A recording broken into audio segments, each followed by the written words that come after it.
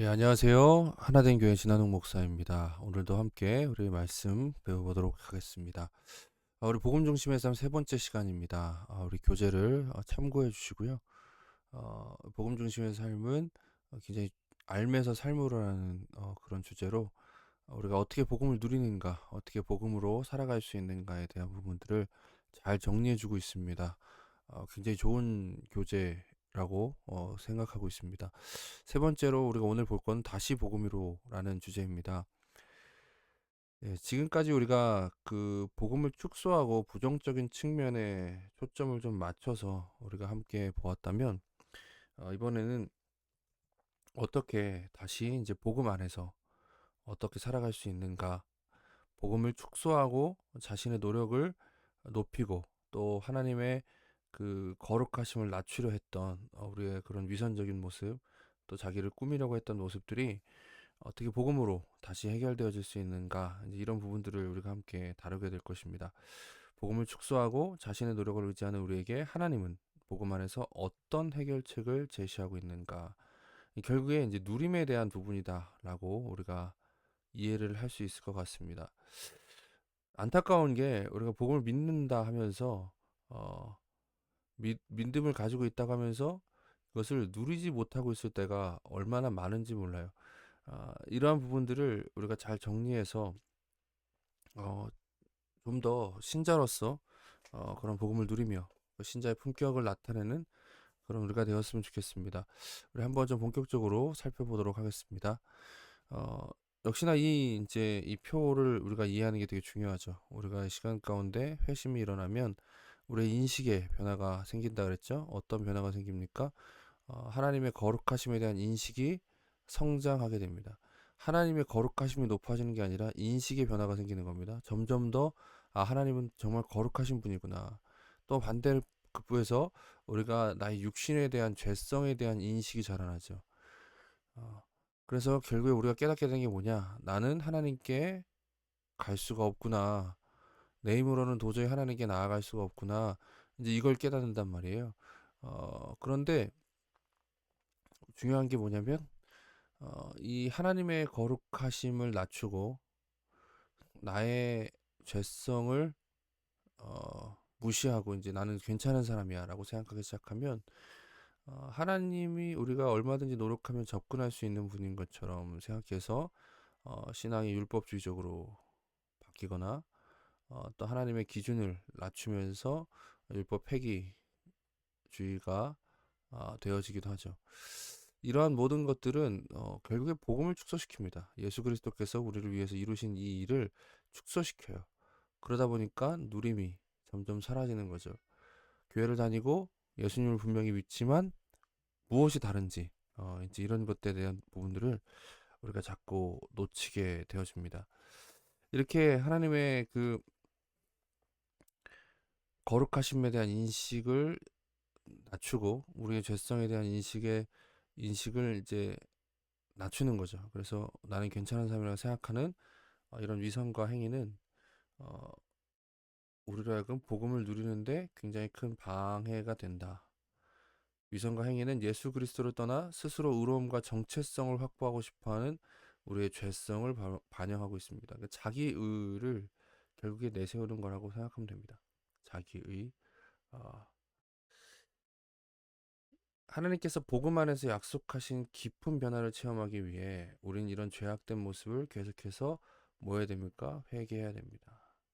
우리의 영혼을 복음의 진리에 깊이 뿌리 박아야만 합니다. 여러분 여기서 회개가 되게 중요한데요. 회개가. 회개는 뉘우침이 아닙니다. 뉘우침을 회개라고 하는 것이 아니라 잘못했어요 하고 그냥 마는 게 회개가 아니라 회개의 본질은 돌이킴입니다. 돌이킴. 네. 오늘 제가 마우스로 글씨를 쓰다 보니까 양해해 주시고요. 돌이킴입니다. 돌이킴. 그러니까 하나님께로 다시 돌이키는 거죠. 원래의 모습으로 돌이키고 복음의 진리에 깊이 뿌리를 박아야 한다. 복음이 약속하는 수동적인 의와 양자됨의 약속이 우리의 생각의 삶의 중심이 되어야 한다. 예수 그리스도께서 십자가에 죽으시고 다시 사심으로 이루신 것이 이 수동적 의와 양자됨입니다. 예수 그리스도 안에서 우리는 이 두 가지를 얻었어요. 그것이 복음을 누리는데 핵심이다라고 얘기할 수 있겠죠. 그러면 이 수동적 의는 무엇이냐면 하나님께서 우리의 죄를 용서하실 뿐 아니라 예수님의 능동적 의로 덧입혀 주신다라는 성경의 진리다. 칭의라고도 할 수 있겠죠. 칭의. 칭의는 예수님의 의로 우리를 덧입혀 주시는 겁니다. 옷 입는 겁니다. 예수 그리스도로 옷을 입는 거예요. 우리가 어, 옷 안에는 여전히 우리가 죄인이지만 예수 그리스도로 옷 입음으로 말미암아 하나님은 무엇을 보십니까? 우리의 옷을 보시는 거예요. 그리고 의롭다 여겨주시는 겁니다. 그러니까 우리의 행함이 근거가 되지 않고 예수 그리스도께서 행하신 그 일이 근거가 되는 거죠. 복음은 기쁜 소식이라고 하지 않았습니까? 소식. 충고가 아니라 그랬어요. 충고가 아닙니다. 행함을 잘 해라. 하나님의 칭찬 듣기 위해서 잘 해라. 이게 아니고요. 예수 그리스도께서 날 위해 십자가를 지시고 모든 문제를 해결하셨다. 나의 의가 되셨다. 그래서 내가 의롭다 여김을 받게 되었다. 이제 이게 복음의 기쁜 소식이죠. 이걸 자꾸 놓친다라는 거예요. 말씀에서 이렇게 얘기하죠. 이제는 율법 외에 하나님의 한 의가 나타났으니 율법과 선지자들에게 증거를 받은 것이라. 곧 예수 그리스도를 믿음으로 말미암아 모든 믿는 자에게 미치는 하나님의 의다. 그렇죠. 이 기쁜 소식이 믿음으로 행함이 아니죠. 믿음으로 우리의 것이 되었습니다. 모든 믿는 자에게. 아, 여기에 대해서 이제 그 종교개혁을 주도했던 마틴 루터가 이런 표현을 합니다. 이 수동적 의는 예수님을 알지 못하는 사람은 절대로 이해할 수 없는 신비한 것이다. 믿음이 없을 때는 전혀 알 수 없는 것입니다. 사실 신자들도 완전하게 이해하지 못하고 있으며 일상에서 그 유익을 거의 누리지 못하고 있다. 그러니까 결국에 이제 성화의 핵심은 더 많이 누리게 되는 겁니다. 그래서 반드시 칭의는 성화와 연결되어 있어요. 우리가 완전하게 이해하지 못해 어린아이 상태인 거죠. 어린아이에서 어른으로 자라난다는 게 내가 뭔가 지식이 많아지고 어떤 겉으로 보여지는 모습이 달라지고 이제 이런 게 핵심이 아니라 이 누림에 있어서 더 많이 복음을 누리게 되어지는 것이 장성한 분량에 이르는 겁니다.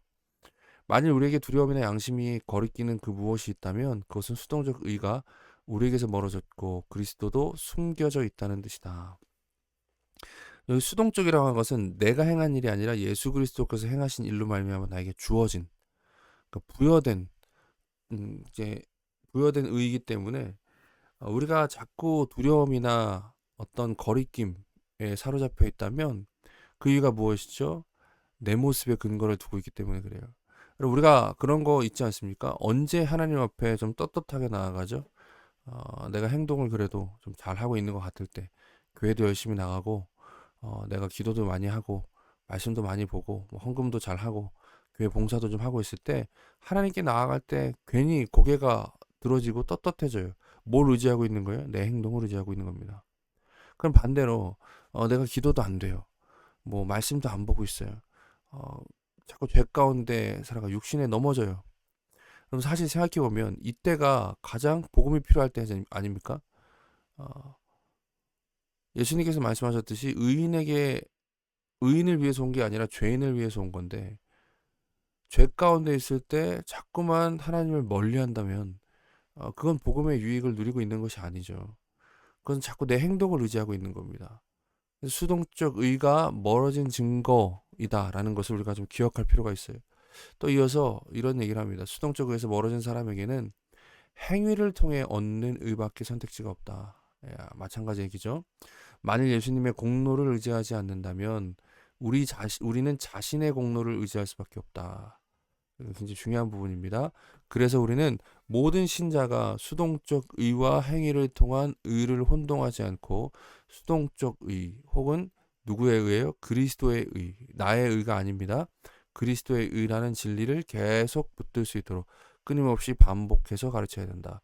끊임없이 반복해서 가르쳐야 된다. 누구에게요? 나 자신에게. 그러니까 우리가 그 복음으로 살아가려면 날마다 자기 자신에게 복음을 전해야 돼요. 날마다 자기 자신에게 복음을 전하는 것이 복음을 누리는 데 있어서 가장 좋은 소식이에요. 넘어질 때마다 복음을 우리 스스로에게 전하는 거죠. 내가 믿어야 될 것은 내 자신이 아니라 예수 그리스도시다라는 것을 우리가 계속해서 붙잡고 나아가는 것이 굉장히 중요합니다. 그러니까 우리가 이 부분을 꼭 기억하고 염두에 두었으면 좋겠습니다. 수동적 의는 하나님께서 우리의 죄를 용서하실 뿐만 아니라 예수님의 능동적 의로 덧입혀 주신다는 성경의 진리다 라는 것을 꼭 기억해야 할 것입니다. 그래서 복음을 축소하려는 성향과 맞서 싸우기 위해 우리는 계속해서 거짓된 의를 어떻게 합니까? 회개하고 복음, 특히 수동적 의라는 진리를 자신에게 선포해야 한다. 자신에게 선포하는 게 굉장히 중요합니다. 내 힘이 아니라 예수 그리스도로 말미암아 이루어진 일들을 계속 돌아보는 것이죠. 예수 그리스도 안에서 하나님이 나를 어떻게 바라보시는가? 이것이 핵심입니다. 예수 그리스도를 이렇게 표현하겠습니다. 예수 그리스도 안에서 어, 예수 그리스도로 인해서 하나님께서 나를 어떻게 보시는가? 이거를 우리가 꼭 항상 기억해야 됩니다. 하나님께서 예수 그리스도를 기뻐 받으시기 때문에 우리 또한 기뻐 받으신다. 이게 사실 굉장히 어려운 부분이죠. 우리 이따가 마지막에 우리 스스로를 점검해보는 시간을 가지려고 하는데 우리는 자꾸만 우리의 행함에 매여서 하나님께서 나를 기뻐하신다는 사실을 놓칩니다. 하나님께 나를 기뻐하시는 이유는 예수 그리스도로 말미암습니다. 예수 그리스도를 기뻐 받으시기 때문에 그와 하나 된 우리를 기쁘게 받으신다는 사실을 잊지 말아야 될 것입니다. 계속 상기해야 돼요. 복음을 끌어안을 때 우리의 죄를 마주하는 것은 더 이상 무섭거나 부끄러운 일이 아니다. 복음의 기쁜 소식은 우리 자신을 중요하게 만들지 않는다. 나에게 매이지 않는다는 얘기입니다. 우리를 자유하게 해서 예수 그리스도를 중요하게 만든다. 그러니까 이것이 소위 말하는 나는 죽고 예수로 사는 삶이다 라고 하면 될 것 같습니다. 그냥 단지 나의 모든 의지를 내려놓고 그런 신비주의적인 게 아니라 정말로 내가 주체가 되지 않고 예수 그리스도를 주체로 삼아 하나님과의 나와의 관계를 다시 바라보는 게 왠지 나는 죽고 예수로 사는 삶이다 라고 할 수 있을 것입니다. 그 두 번째는 양자됨입니다. 양자됨. 우리가 하나님의 자녀가 되었다는 것이죠. 자녀. 우리가 그리스도와 연합함으로 하나님이 그분의 아들과 딸로 삼아 가족으로 받아주셨다는 성경의 진리다. 예. 너희는 다시 무서워하는 종의 영을 받지 아니하고 양자의 영을 받았으므로 우리가 아빠 아버지라고 부르짖느니라. 성령이 친히 우리 영과 더불어 우리가 하나님의 자녀인 것을 증언하시나니라고 로마서 8장 15절에서 16절에 나와 있죠. 이것이 이제 양자됨의 핵심입니다. 또 갈라디아서에서는 그러므로 내가 이후로는 종이 아니요 아들이니 아들이면 하나님으로 말미암아 유업을 받았자니라. 여기 이제 아들이라고 표현하는 건 예수 그리스도께서 하나님의 아들이시기 때문입니다. 예수 그리스도께서 하나님의 아들이시기 때문에 우리도 이제 자매들도 이제 아들이라고 표현하는 거죠. 하나님께서 예수 그리스도와 같이 우리를 자녀로 받으신다라는 것을 우리에게 가르쳐 주는 것이죠. 성령께서 이 일을 우리에게 가르쳐 주신다. 이 일을 하신다라는 사실을 양자의 영이라는 표현에서 우리가 이해할 수 있습니다. 우리는 하나님의 자녀라는 정체성 또한 망각하는 경향이 있다. 그래서 하나님의 아들이나 딸이 아닌 고아처럼 살아간다. 하나님의 아버지의 사랑에 의지하기보다 그릇된 관점에 기반한 하나님의 기대에 부응하는 삶으로 그분의 마음을 얻으려고 한다. 이 고아처럼이라는 표현이 무엇이냐면 나를 책임져 주는 사람이 없는 것처럼 하는 거죠. 책임져 주는 사람이. 우리 아버지이신 하나님께서 우리의 인생을 책임지신다라는 생각을 못하고 나 혼자 내 힘으로 살아가야 되는 것처럼. 그리고 또한 하나님과의 관계를 오해해서 하나님의 마음을 잘 달래서 내가 원하는 것을 얻어내야 된다라는 식으로 신앙이 잘못되게 비춰질 수가 있습니다. 그런 경우들을 우리가 흔히 보는데 그 모든 원인이 내가 자녀되었다는 걸 망각했기 때문이다 라는 사실을 기억할 필요가 있습니다. 복음을 축소하라는 이러한 성향과 싸우기 위해 우리는 계속 고아와 같은 사고방식을 회개하고 계속 회개가 나오죠. 회개는 무엇이라고요? 뉘우침이 핵심이 아니라 다시 돌아감, 다시 돌이킴이 핵심입니다. 하나님의 아들과 딸이라는 진정한 정체성 안에 거해야 된다. 믿음으로 하나님의 자녀로 입양되었다는 복음의 약속에 매달려야 한다.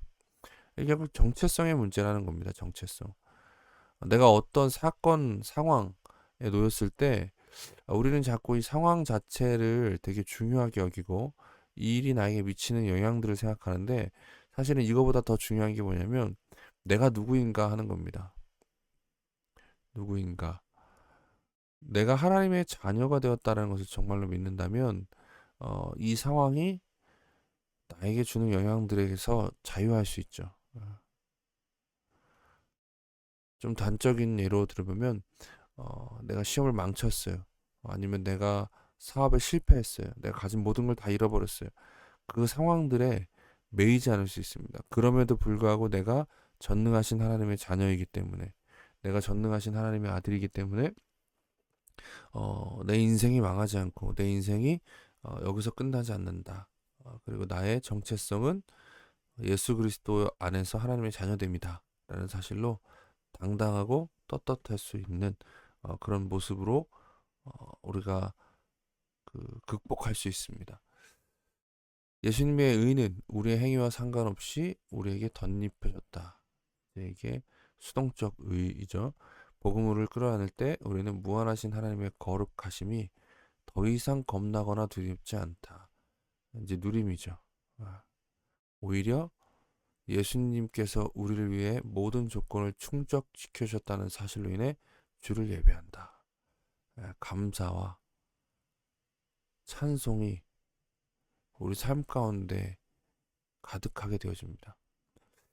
내가 이 거룩하신 하나님의 자녀가 되었다니, 내가 이 전능하시고 위대하신 지존하신 주님과 화평의 관계, 화목의 관계를 갖게 되었다니, 하나님께서 나를 의롭게 여기신다니, 그것도 내가 행한 일 때문이 아니라 예수께서 행하신 일로 말미암아 나에게 이런 은혜를 베풀어 주셨다니, 거기에 감격하는 거죠. 그 기쁨과 그 감격으로 삶이 변화되게 되어집니다. 복음의 기쁜 소식은 하나님께서 우리가 어떤 사람이어서 우리를 사랑하신다는 것이 아니다. 그분은 우리가 어떤 사람인지 알고 계심에도 불구하고 우리를 사랑하신다. 여러분 혹시 나의 죄에 대해서 얼마나 인식하고 있습니까? 정확히 말하면 지금 여러분이 스스로를 인식하는 그것보다 여러분은 훨씬 더 악한 죄인입니다. 내가 나를 생각하는 것 이상으로 나는 더 하나님 앞에 악한 죄인이에요. 내가 얼마나 죄인인지, 내 안에 있는 죄가 얼마나 심각한지는 누가 제일 잘 아시냐면 하나님이 제일 잘 아세요. 근데 하나님은 어떠십니까? 우리가 어떤 사람인지를 알고 계심에도 불구하고 우리를 사랑하셨다. 이게 복음의 기쁜 소식이죠. 우리가 실망하고 좌절하는 이유가 뭐죠? 내가 기대했던 것보다 기대에 못 미쳤다라는 사실 때문에 좌절하지 않습니까? 근데 사실은 어, 우리가 기대하는 것보다 우리는 더 문제가 있는 사람이고 더 죄인이라는 거예요. 하나님은 그걸 알면서도 우리를 사랑하셔서 우리를 위해 예수 그리스도를 보내시고 우리를 자녀 삼아 주셨습니다. 여기에 실망과 좌절이 사라지게 되어지는 것이죠. 가장 필요한 것은 우리가 복음을 잘 이해하고 그것을 다른 사람들에게 가르쳐서 끊임없이 그들의 머리에 채워 넣는 것이다. 이제 꼭 이게 다른 사람뿐만이 아니라 내 스스로에게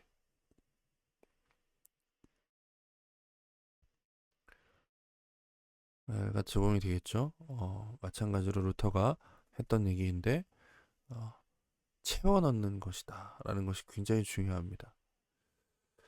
계속해서 죄를 회개하고 복음의 약속을 믿을 때 이것이 그리스도인의 삶에 나타나야 될 끊임없는 패턴이 될 때 우리가 이 길을 걸어갈 때 복음은 우리 영혼에 더 깊이 뿌리를 내리고 예수님과 그분의 십자가는 우리 일상에서 더 커질 것이다. 누림에 있어서 더 큰 것을 누리게 되어지는 것이죠. 이게 이제 우리가 계속해서 강조하고 있는 어, 이 도표에서 나오는 십자가가 점점 이렇게 커지고 있잖아요. 이것입니다. 더 깊이 복음을 누리게 되어지는 것이죠. 하나님의 거룩하심에 대한 인식이 성장하고 죄성에 대한 인식이 성장하는 거예요. 내가 보았던 내 자신보다 나는 더 못났구나. 나는 더 죄인이구나. 하나님 앞에 감히 고개 들 수 없는 자이구나. 우리 하나님은 얼마나 놀라우신 분인가. 얼마나 위대하신 분인가. 얼마나 지존하신 분인가. 이걸 알면 알수록 이 둘 사이를 연결하신 예수 그리스도의 그 사랑에 감격하게 되고 감사하게 되는 거죠. 그것이 예배로 나타나는 겁니다. 이게 이제 누리게 되어지는 것이죠. 그러면 이제 여기 마지막에 이제 활동 부분이 나와 있는데 사실 이 교재에 굉장히 좋은 부분이 이 활동 부분이기도 합니다.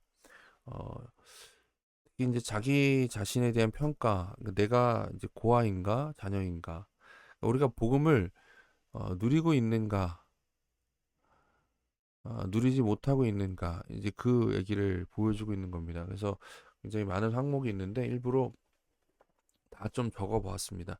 그래서 좀 제가 넘길 때 한번 스스로를 돌아보시고 내가 만약에 지금 고아와 같이 살아가고 있었다면 아까 뭐였죠? 회개하는 거죠. 회개하고 복음을 붙잡는 겁니다. 내가 복음을 붙잡아야 되는구나. 여러분 자꾸 우리는 어떻게 생각하냐면 지금 내가 처한 상황과 내 환경과 내 어떤 성격과 나에게 어떤 문제가 있다라고 자꾸 문제를 해결하려고 그래요. 근데 그렇지가 않습니다. 이걸로 되지가 않아요. 왜냐면 나는 원래 문제가 있기 때문에 예수님께서 오신 거거든요. 그러니까 복음을 누리는 것이 중요한 거죠. 복음을 알고 복음을 붙잡고 복음을 붙드는 것이 중요한 겁니다. 그래서 이제 이 항목들을 우리가 살펴보면서 한번 우리 자신을 한번 차근차근 진단해 보는 시간을 갖겠습니다. 첫 번째는 어, 나는 하나님과 매일 친밀하고 생동감 있는 교제를 나누고 있지 않다라면 이제 내가 고와 같이 살아가고 있는 거죠. 하나님께서 나를 사랑하시기 때문에 염려하지 않는다라면 그 자녀로서의 삶을 누리고 있는 것이다라고 할 수 있을 겁니다. 또 친구들, 돈, 학교, 성적 등에 대해서 염려하고 있다면 그건 고와 같은 거죠. 날마다 하나님과 동행하며 살아가는 것이 자녀의 누림의 모습입니다. 아무도 나에게 대해 신경 쓰지 않는 것처럼 느껴진다. 뭘 의지하는 겁니까? 주변 사람들의 시선, 주변 사람들의 평가에 의지하고 있는 거죠. 좀 고와 같은 삶이고요. 또 하나님의 자녀는 반면에 어때요? 두렵지 않다라는 거죠. 자유할 수 있는 겁니다. 이 현대 사회의 굉장히 중요한 부분이죠. 또 두 번째로 다음으로 성공과 실패를 기준으로 산다. 나의 행함을 기준으로 사는 거죠. 나의 결과. 그러나 자녀들은 어떻게 합니까? 용서받고 수용되었다. 하나님께 받아들여졌다. 행함과 내가 내린 결과와 상관없이 예수 그리스도로 말미암아 내가 하나님 앞에 용납되어졌다라는 사실을 인식하고 살아갑니다. 또한 고아는 멋있고 예쁘게 보이려고 합니다. 왜냐면 하나님의 마음을 달래고 또 아니면 사람들의 마음을 달래서 내 정체성을 확보해야 되니까 자꾸 보이는 것에 신경을 쓰죠. 그러나 하나님의 자녀 된 사람들은 내 삶을 향한 하나님의 계획을 신뢰하고 맡길 수 있는 거죠. 그래서 여기도 마찬가지로 자유가 있습니다. 복음의 누림에 있어서 굉장히 뚜렷하게 나타나는 증상이 자유예요, 자유. 또 고아의 특징은 비난과 죄책감. 죄책감이라는 건 나의 행동에 대한 후회이죠. 근데 자녀는 죄책감보다는 기도합니다. 나의 실패를 인정하면서도 거기에 무너지는 게 아니라 그 잘못된 것들과 개선돼야 될 점들을 가지고 하나님 앞에 구하는 거죠. 자녀만이 누릴 수 있는 특권입니다. 또 고아는 하나님께 내 문제를 맡기는 것이 어렵습니다.